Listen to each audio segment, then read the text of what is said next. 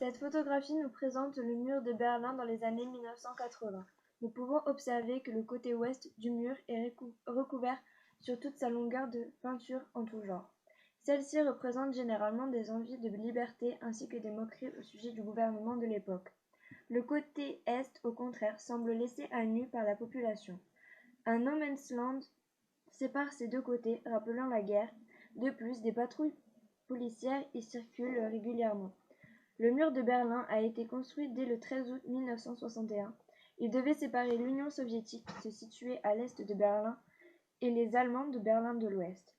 C'est aussi un symbole de la guerre froide entre l'Union soviétique communiste et les États-Unis qui étaient impérialistes.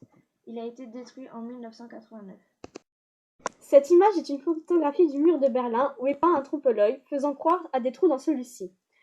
Nous pouvons voir ce qu'il se passe de l'autre côté, sans pouvoir y accéder pour autant.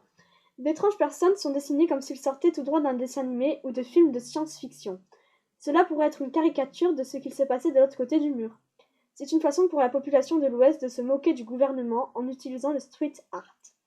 La fonction du mur étant d'empêcher le contact entre les Berlinois de l'Est et de l'Ouest, cette peinture montre au contraire que cette loi est enfreinte.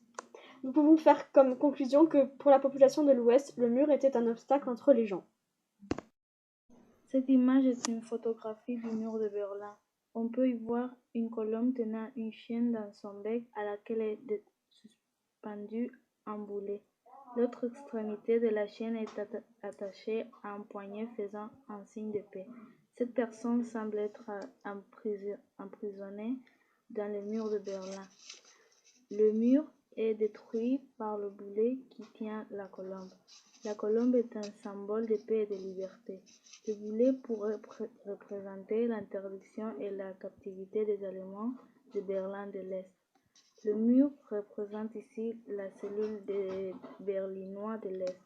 En conclusion, nous pouvons dire que la paix et la liberté ont pris le dessus sur les interdictions et la captivité, pouvant ainsi libérer les Berlinois de l'Est du mur en le brisant.